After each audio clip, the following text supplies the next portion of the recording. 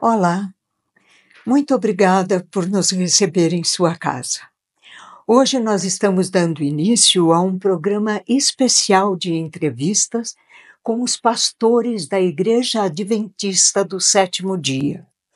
E hoje nós vamos ter a honra de receber, iniciando essa série de entrevistas, o pastor José Santos, pastor da Igreja Adventista do Juvevê. Boa noite, pastor. Boa noite, minha Que querida. honra tê-lo aqui conosco. A honra é minha. Eu admiro muito o trabalho que a senhora faz aqui Ai, em muito relação a obrigada. cada sermão que é apresentado. Obrigada, pastor. Eu tenho Obrigada. prazer em assistir. Quando eu recebo ali dele e o aparece no Instagram, eu gosto de assistir. Obrigada, pastor. Esse poder aí de pegar tudo e resumir em poucas palavras e falar tudo é algo muito bacana. Obrigada, querido. Vindo do senhor, é um elogio muito especial. Amém? Pastor, vamos começar com as nossas perguntas? Manda ver. Nós sabemos que o senhor casou-se em 19 de janeiro de 1992 e neste mesmo ano, em fevereiro, iniciou seu ministério. Isso há 32 anos. Uhum. Qual a importância do ministério em sua vida? Eu sempre sonhei em ser pastor. Portanto, quando você falou, tá tudo pronto ali, o recado que o filho enviou, eu gelei, porque o ministério para mim tem um significado muito, mas muito grande. Eu sonhava em ser pastor, mas eu não falava para ninguém. Eu era muito quieto, eu ficava na minha. O meu irmão havia sido preparado para poder ser pastor. A minha mãe deu um remédio errado para ele e ela disse: Senhor, cura o meu filho e se ele for curado, eu vou dedicá-lo a ti, ele vai ser pastor. Então ele foi preparado para ser pastor e eu não. Fomos para o colégio, ele não ficou e eu continuei. O ministério para mim é como se fosse a minha respiração, a nossa vida, a minha vida. E eu me casei com uma mulher que ama o ministério tanto quanto eu. Então tem um significado enorme para mim o ministério.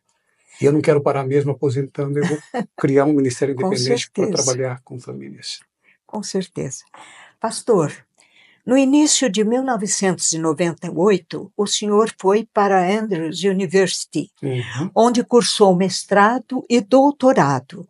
O que motivou a sua ida para os Estados Unidos e em que área o senhor desenvolveu o seu doutorado? Doutora, eu nunca havia pensado em sair do país para poder estudar, tanto que quando eu fiz teologia no IAE, eu fiz sem o grego, apenas o básico. Porque eu dizia, eu não vou fazer mestrado, doutorado, eu vou apenas ser pastor de igreja e acabou.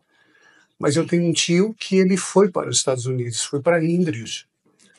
E aí isso nos motivou, estávamos trabalhando em Fortaleza, Sim.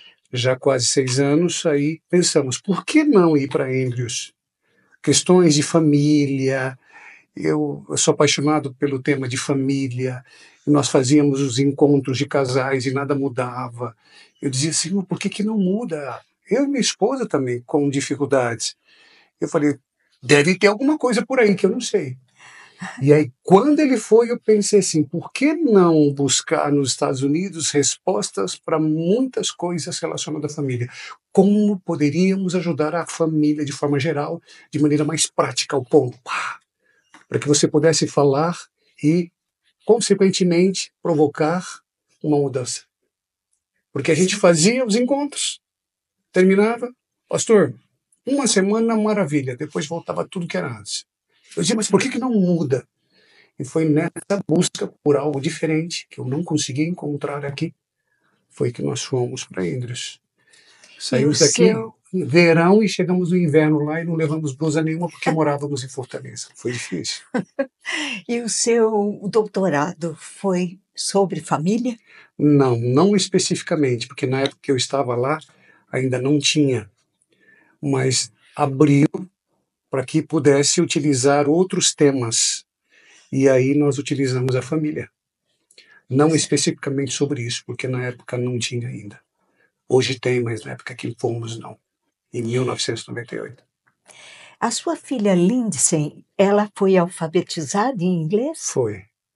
Ela foi muito pequena daqui para lá, e aí ela foi para a escola, e na escola ela começou a falar, e chegava em casa já não falava mais o português. Português. Tanto que quando nós voltamos para cá, ela teve que pegar aula de português, porque ela não falava na classe, tinha vergonha de falar e falar enrolado. Ela foi alfabetizada em inglês. Pastor, sua esposa Solange tem sido uma colaboradora efetiva do seu ministério, além de ser uma bênção para esta igreja. Qual a importância do seu casamento para o seu ministério? E qual a importância bíblica do casamento? Amiga, meu casamento foi algo dirigido por Deus desde o início. Quando ela passou por mim, eu ouvi o Espírito Santo falando para mim: está passando a sua esposa. Não foi fácil, porque eu vim de uma educação 12 filhos, e ela veio de uma educação de três filhas. Ela do meio, e normalmente a do meio é aquela que apazigua, é aquela que traz ordem no aspecto de relacionamento com os pais e as irmãs. Ela é como se fosse a diplomata, totalmente diferente da minha educação. Nós éramos de 8 mulheres, eram 8 mulheres e 4 homens, ou seja, 12 filhos. Então, era cada um para si, Deus para todos, né? E a senhora, sua mãe, foi uma heroína, com certeza, Foi, né, pastor? ela foi. Muito. Ou seja, tudo que eu tenho de questões espirituais eu recebi dela. Então, a Solange veio e ela completou aquilo que eu precisava. Com certeza. Ela fechou. E eu só tenho motivos para louvar a Deus. Se não fosse a Solange, o meu ministério seria capenga. Porque ela trabalha Com certeza. pelos bastidores, sabe? Ela vai trabalhando por fora e as coisas vão acontecendo. Sim. Quando ela percebe alguma coisa, ela não pergunta para mim, ela já vai tentar resolver. E quando ela vem, ela diz o problema e também completa dizendo: eu já resolvi. Ela é uma bacana. mulher muito inteligente e muito sensível, pastor. Percebe-se quando a gente conversa com ela. E tem uma outra pergunta que você falou aí. Qual a importância bíblica do casamento? Tudo. Deixa o homem seu pai e a sua mãe, se une a sua mulher e ambos uma só carne. Azab, Dabak, Ekad, deixa, Azab, Dabak, une-se, unir, depois se torna ambos uma só carne, um Ekad. A mesma palavra dada para Deus, uma unidade composta, formada pelo Pai, Filho e Espírito Santo, também é dado para o homem quando ele se casa. Aí vem os filhos. Termina o casamento, tira a imagem do homem, portanto, é tudo. Por isso que Malaquias diz que Deus odeia o divórcio. Tira-se a imagem dele e do homem. Portanto, eu e a Solange trabalhamos para que os casais não busquem essa saída, mas busquem em Deus o equilíbrio para ter uma família equilibrada, unida e assim por diante. Em Coríntios, 1 Coríntios 12, Paulo nos fala acerca dos dons espirituais que compõem a igreja. Qual o principal dom, na sua opinião, que um pastor, como dirigente de uma igreja, deve ter para que ela cresça espiritualmente? O dom do discipulado e o dom de aconselhamento. Discipulado. Embora você pega e use aconselhamento no discipulado, mas sabe aquele pastor que ele está sempre olhando, procurando alguém que ele pode instruir e capacitá-lo para que ele continue fazendo o trabalho? Sim. Discipular, preparar. Olha para mim e faça aquilo que eu estou fazendo. Ou seja, desafia você mesmo. Se alguém está olhando para mim, eu vou ter que caprichar com aquilo que eu faço. Você entende? Sim. Então, ele precisa discipular e também aquela habilidade de perceber que alguma coisa está errada na hora de aconselhar. Ele traz a paz por onde ele passa. Aí ele pode fazer outras coisas. Aí o que você apresenta, a comunidade aceita. Você cuida, você discipula, você permite ser copiado e seguido, faz com que as pessoas se abram para aquilo que você precisa. Graças a Deus que o senhor tem muita hombridade, Amém, honestidade Glória a E Deus. tudo isso, com certeza, os seus discípulos veem no Senhor. Uma entrevista dessa, meu amigo, do jeito que ela coloca, é maravilha. Senhor, os pastores atualmente têm sofrido muita carga emocional, advinda da gerência da vida das pessoas que levam até eles os seus problemas. Como resolver essa situação? Como o senhor enfrenta isso, pastor? Olha, eu e a Solange, nós amamos o ministério, portanto, aconselhar para a gente é bálsamo. Alguns pastores acham isso mais difícil, nós não.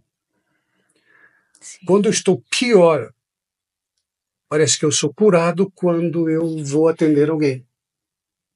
Então, atender pessoas, principalmente relacionadas à família, para a gente é um bálsamo. Entende? Para mim, para a Solange também, pelo contrário, a alegria que você vê no coração aqui, você vê no coração da pessoa que você trabalha com ela e entrega para ela uma palavra de motivação e diz, olha, faça assim, assim, assim, assim, faz com que a gente saia cheio, pleno. Então, para mim, não é um empecilho. Depois, talvez tenha essa pergunta aí, mas para mim, o empecilho são outras coisas. Essa parte de cuidar de pessoas, para mim, não atrapalha de forma nenhuma. O senhor foi formado para isso, né, Sim, pastor? eu fui. Numa família de 12, se não negociar o tempo inteiro, você não consegue nada. Não consegue viver. Não consegue viver. As nossas reuniões de oração na igreja, de forma geral e infelizmente, têm bem pouca assistência. Sabendo que nós estamos no tempo do fim e que a oração é o conduto da fé que nos liga a Deus, o que pode ser feito para que esse movimento se torne mais vivo dentro da igreja? Nós tivemos um tempo atrás aqui o MASC, Momentos a Sós com Cristo. Tivemos aí de quarta até domingo. Sim. E foi um momento muito bacana estar na presença dele, conversar com ele sem pedir nada, simplesmente desenvolver aquela habilidade de conversar com Jesus. Sim. Como foi colocado aqui, a gente tem aquela dificuldade de sentar e conversar com ele. Tem uma cadeira aqui, ó, Jesus, senta aqui que eu quero falar contigo. A gente está tão treinado a fazer oração de joelhos, e aquela liturgia toda para falar com Deus, sendo que não precisa. Eu acho que nós devemos trabalhar mais um pouco essa questão de estar na presença de Deus, que você vai fazer questão de estar na presença de Deus com os outros na igreja. Porque quando você aprende a ficar na presença de Deus e se torna um hobby, eu gosto de estar na presença de Deus, eu não vou perder nada, inclusive os cultos da igreja. Eu acho que a gente se acostuma muito a ter um momento com Deus assim muito automático, muito frio. Para que ir à igreja se eu posso conversar com ele aqui? Por que me relacionar com as pessoas? Eu acho que tudo isso vai somando. O que eu vou fazer na igreja? O que eu ganho indo para a igreja? Eu vou sair como de lá? Entende? Então eu fico onde estou e eu falo com Deus aqui mesmo. E a pandemia mostrou que era possível todo mundo ficar em casa e falar com Deus. Então isso impactou muito. Impactou muito. Por isso que ontem fiquei muito feliz com a quantidade de pessoas que estiveram aqui para adorar a Deus. E muitos do grupo Alfa. E a questão nossa é exatamente o Alfa ir para a igreja e levar a sua família. Então ontem foi um momento bem bacana aqui. Tem que trabalhar essas coisas, ou seja, você tem vantagem em estar na presença de Deus, você vai criar uma intimidade com Deus, você vai bater um papo com Deus, você vai crescer espiritualmente e a tua vida vai mudar. Então é na prática, porque se faz, vou fazer um programa especial, quarta-feira, um programa especial domingo, quando é novo as pessoas vêm, aí depois com o passar do tempo fica algo meio normal, natural, distante de novo, e as pessoas começam a ficar em casa novamente. Eu acho que tem a ver com o Espírito Santo, o trabalho dele em nossa vida, porque a gente tenta fazer de tudo, até ficar de ponta cabeça para ver se o povo vem à igreja, mas está complicado. E não é só aqui. A reclamação é nas total. igrejas de forma geral. Principalmente as igrejas grandes. As menores têm um pouquinho mais de relacionamento entre eles. A igreja grande, e tem mais, tem uma questão aqui no JuVV, muitos moram distante da igreja. Poucas famílias moram por aqui. Então o camarada sai do trabalho até em casa, se prepara para ir para a igreja, é complicado. Ele Mas poderiam fazer. já perde O tempo e o tudo, e a tempo. família não quer vir, e complica. Pastor, quem é Deus para o senhor? Que pergunta, né? Deus... Tem aquele clichê, né? Deus é tudo, Deus é tudo. É Todo mundo tudo diz em isso. todos. Todo mundo fala. Deus, para mim, é o meu equilíbrio. Porque como nós fomos criados 8 mulheres e 4 homens, e eu sou o 8º, portanto eu sou mais velho dos homens, depois de mim veio uma outra menina, eu aprendi muito a ficar sozinho, no meio de 12.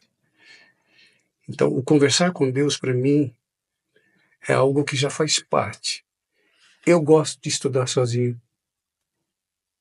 Vamos comigo estudar. Eu falei, não, deixa eu ficar sozinho. Eu gosto de fazer isso, eu tenho a minha forma de falar com Deus. Então, para mim, Deus é aquele que traz para mim equilíbrio. Se tirar Deus de mim, perder o equilíbrio, perdeu tudo.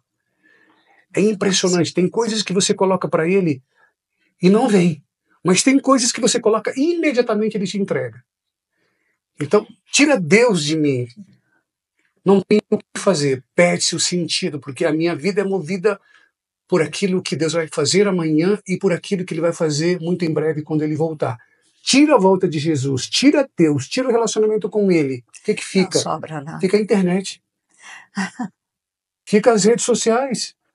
Você entende? Não tem mais nada. Não tem, é verdade. Você vê alguma coisa de errado aqui, você fala, Senhor, e aí? Você começa a bater um papo com Ele, Ele vai te acalmando. Falar em papo, eu quero perguntar para o senhor, o que o senhor fala quando está com Ele, ou o que o senhor conversa com Deus? Tudo. Senhor, eu estou bravo porque eu achei que iria acontecer algo, os alfas, por favor, Senhor, o senhor estava lá, você viu o que aconteceu lá, como foram os homens impactados, traga outros. Então, isso aí é quando você está pedindo, mas quando eu não estou pedindo e eu estou conversando com Ele, eu falo do que aconteceu no meu dia, do que aconteceu com a Solange, do que aconteceu com a Lindsay. Senhor, eu gostaria de fazer isso, você viu, pode fazer alguma coisa. É conversar com Deus. Sim. E olha, nós acordamos 5h30, a Solange até um pouco antes. E quando eu percebo já é 7h30, 8 horas. O tempo voa. Quando você conversa com Deus, o tempo voa. Tem pessoas que dizem, não consigo falar com Deus 10 minutos. Minha amada, é tão fácil ficar na presença de Deus, leva um tempo. 3 horas na presença de Deus para a gente é fácil passar, porque eu tenho muito para falar. A comunidade, ela é grande e demanda muita coisa. Então você tem tempo para conversar. Eu nunca vou ficar um momento sentado, o que eu vou falar para Deus? Não. Chega um momento que ela fala, vamos, por quê? Terça e quinta eu tenho academia, faço pilates com ela. Já acabou. Então, isso aí é com o tempo. Também já fiz 60 anos, minha filha. Pelo menos no papel, porque vou fazer dia 11 de março do ano que vem. Mas eu já tenho 60 anos no papel, pelo menos. 10 de outubro, né? Então a gente começa a pensar assim, e agora? Daqui mais 20? São 80. O que eu quero desse mundo? Que sonho eu tenho ainda? Sim. O único sonho que eu tenho em Jesus, ele é prova disso, é cuidar de famílias. Só isso. Imagina, um carro para andar e uma casa para morar. Pronto. E a Solange do seu lado para trabalhar. Exatamente, só isso. Pastor, o que mais o senhor deseja fazer quando estiver no céu? O que eu desejo fazer? Eu gosto de estar em lugares diferentes, mas não gosto da viagem. não gosto de dirigir, e pega um voo, aí fica um tempão antes e tal. Então, na época da União, que a gente viajou muito, era uma luta para mim. Mas eu gosto de estar em lugares diferentes. Mas o processo da viagem me incomoda um bocado. E lá no céu não vai ter esse problema. Não, Eu não vou vai. viajar, pai, Não, com eu vou certeza não estar vai. em todos os lugares que eu puder estar. E conhecer aqueles homens que me trouxe muita lição de vida. Paulo. Paulo é um camarada que eu quero bater o maior papo com ele. Pedro, do mesmo jeito. Ele era o primeiro, eu sou muito parecido com Pedro. De falar até sem pensar. Não, vamos, papa. Aí eu tenho que lutar para fazer aquilo que eu falei, vamos. Mas isso me compromete e não me deixa voltar atrás porque eu falei que ia fazer e não vou fazer. Entende? Então muita coisa saiu pela insistência, vamos fazer. Falar com Pedro, Jesus é óbvio, né? Todo mundo quer dar um abraço nele, muito mais do que um abraço. E outro personagem, Moisés. Moisés, como é que você conseguiu liderar 1.600.000 pessoas sem ter microfone para falar, sem ter onde subir? Como esse cara conseguiu? Como? Eu não sei. Olha a mixaria que nós temos de gente aqui comparado a ele. É uma luta para poder falar com esse povo. E ele resolvia tudo. Era o juiz, era o sacerdote, era tudo ali quase. Sim. Entendeu? Então, Moisés, o que você fez? Como você fazia isso? Eu quero perguntar para ele. Com certeza. Que é o maior líder que imbuído do Espírito Santo de Deus. Sim. Pastor, requer-se de nós que sejamos cartas vivas, conhecidas e lidas por todos. Essa posição envolve terríveis responsabilidades. Quais as responsabilidades que o pastor espera dos membros da Igreja do Juvevê? Ser um livro aberto. Você colocou aqui, é pura realidade.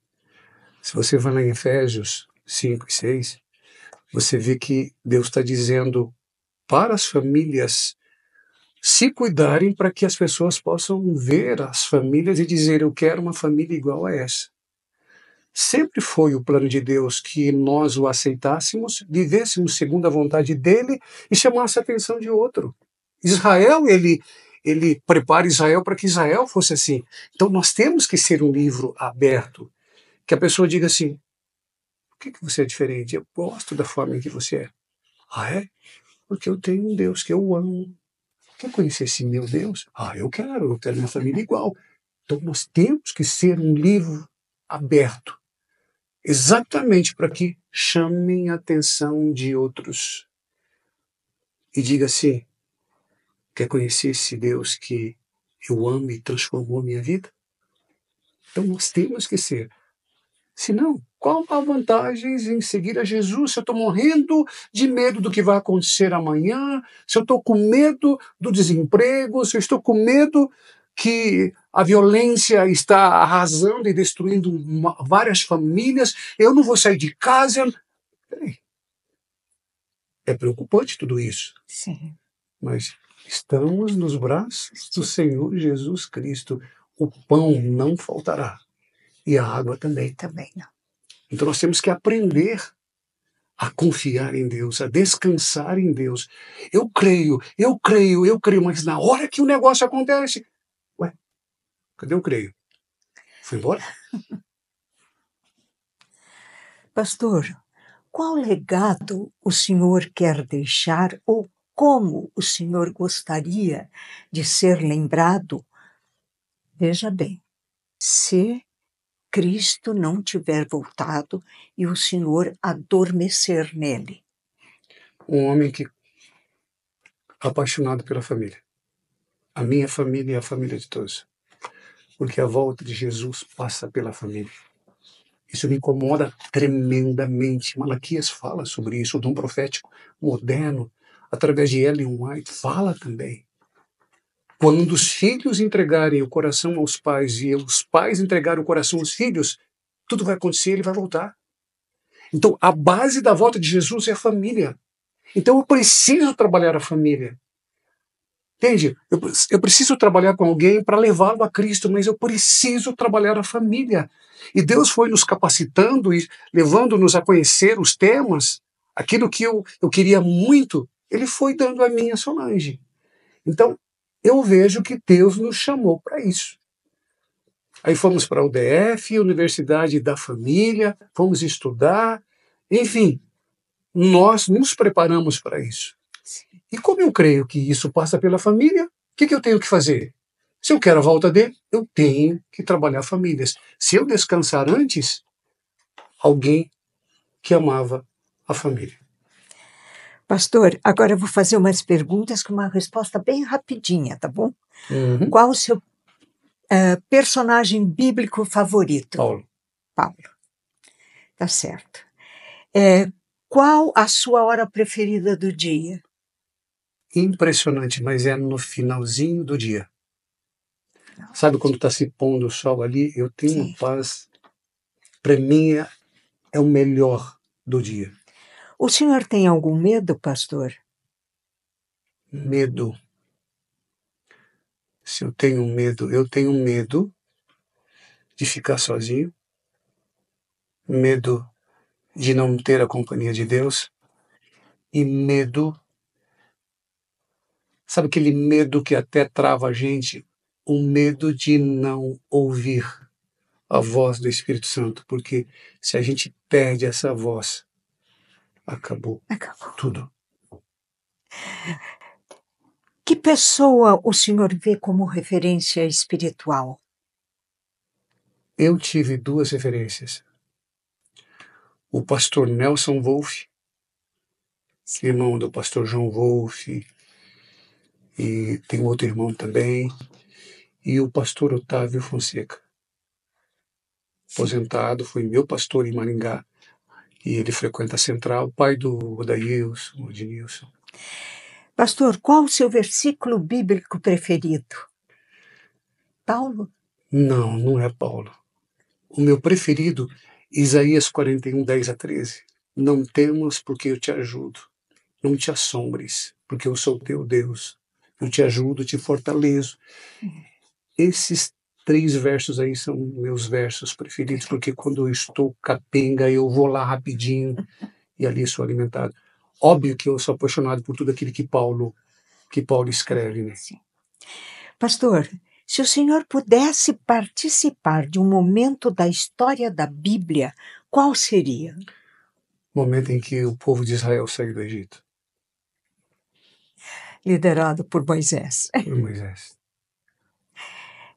Mencione alguém por quem o senhor sente gratidão. Minha mãe, Com certeza. se eu sou adventista, eu devo ela. De qual professor o senhor se lembra com carinho?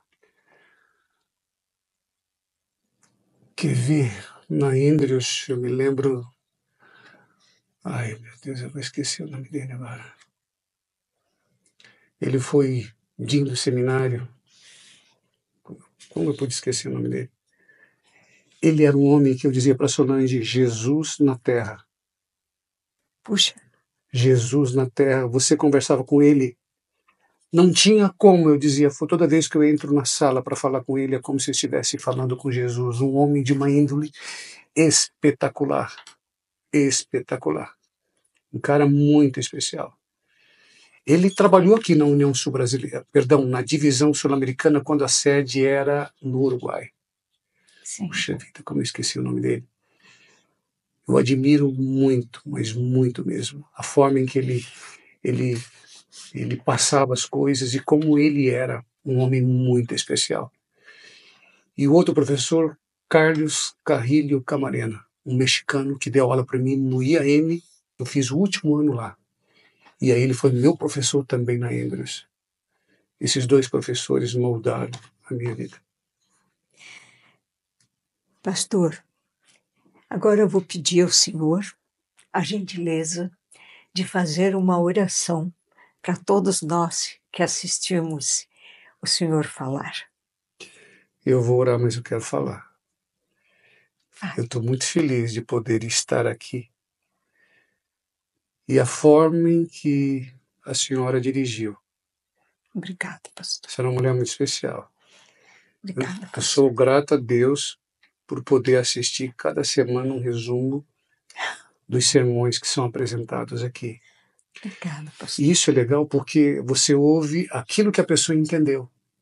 Então, quando eu assisto e eu olho, eu digo, opa, a igreja entendeu, porque se ela entendeu e ela colocou, foi exatamente o que eu queria saber. A igreja entendeu. Sim. Então, eu louvo a Deus pelo trabalho. Obrigada, Eu não sei pastor. se chamo você ou senhora, é de você, senhora. É muito legal Senhor, aqui é assistir. só o senhor. Então, parabéns aí pela maneira que consegue. É Obrigada. tão difícil as pessoas pegar um tema assim e transformá-lo nisso, e mesmo pequeno ele traz todo o sentido e as pessoas entendem a essência do que foi apresentado. Isso poucos fazem. Mas eu quero agradecer as suas palavras, pastor.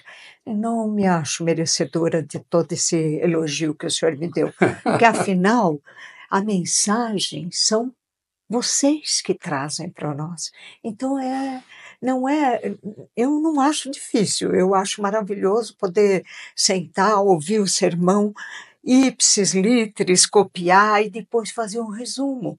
Mas o mérito não é meu, é do Não, eu senhor que sei. fez o. Ok, mas daí a gente tem a certeza de como chegou para quem estava assistindo.